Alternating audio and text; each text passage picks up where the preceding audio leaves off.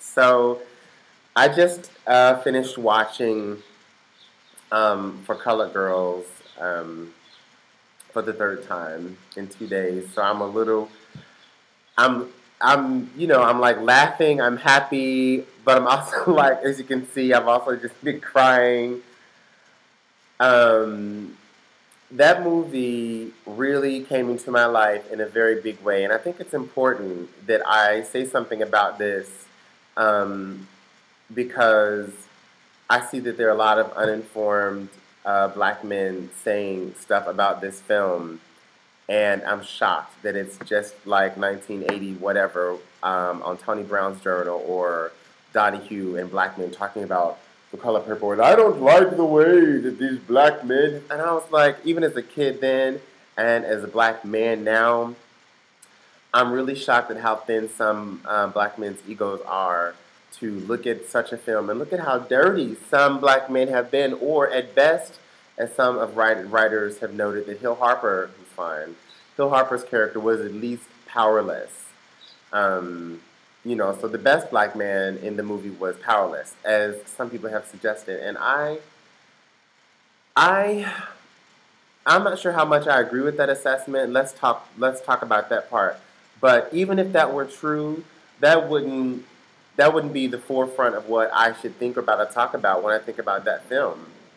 And that itself is quite narcissistic to look at a movie um, about this many female leads, beautiful. I mean, every single woman in this movie. I mean, literally, you thought Stomp the Yard was a visual candy. This movie was just like, oh my God, they're just so vibrant and colorful and beautiful and ugly and then you see all these different, you know, hues and nuances of black women.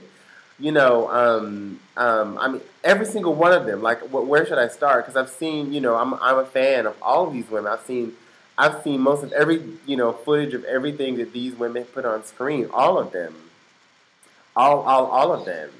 But of course, it's hard not to want to start with Miss Jackson because I am a kid of the '80s, and I know that, like all of those other black women, um, they also are probably fans of Miss Jackson too.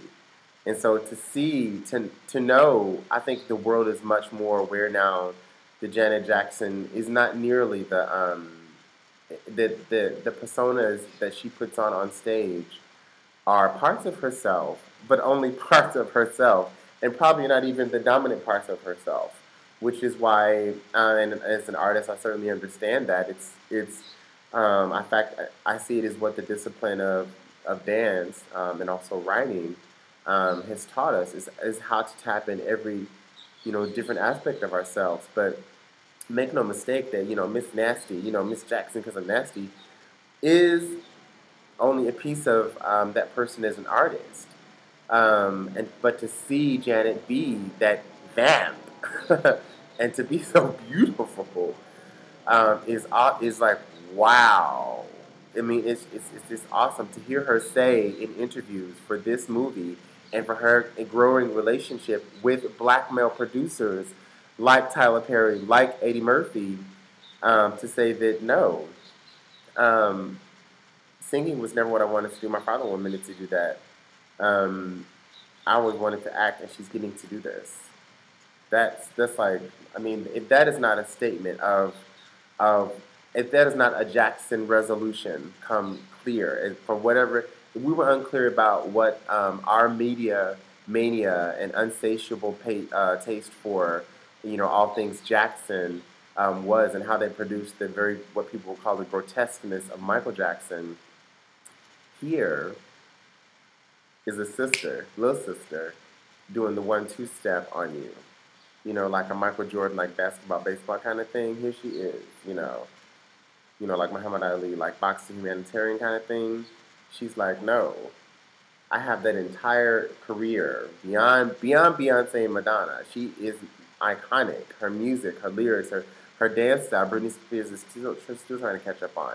And all this is important when you think about this movie and the colorfulness of black womanhood that you see on there. So you see Janet Jackson's Sapphire. You see Janet Jackson's Shanae. You see Janet Jackson's all of um, Josephine Baker. You see Janet Jackson's Wanton Whore laying on her back. Tina of the Jungle or Tina on the stage, just ready to let any man come, screw her. You see all of that in these colorfulness of this movie. But obviously, point being is you see much more. You see the stereotypical sisterhood and bonding that black women have that makes them superwoman. Um, and you see how people can be vulnerable to men, vulnerable to themselves. But what people always fail to notice in all of these stories, and which makes them universal, is change. Is how people change in their lives. So that the perhaps iconic imagery that is used to tell a story is simply a storytelling narrative. I mean, think about it. There's one iconic narrative that has been told for 2,000 years. Superman, the son of God, son of some living being, just comes down and saves the earth. Kneel to him, bow him. From Superman to Jesus, we've been telling this sun god. Oh, did I say yellow sun god? Myth for 2,000 years now. So the idea that we use iconic figures to tell stories, excuse me, winter, to tell these iconic stories is not itself mythical. I think that we do have to see beyond the idea that there are some black men whose lives get sacrificed, whose images get sacrificed for the sake of. And just to nail that point in, to be just real, think about all the black men who have been rewarded well by the Hollywood system for pimping black women.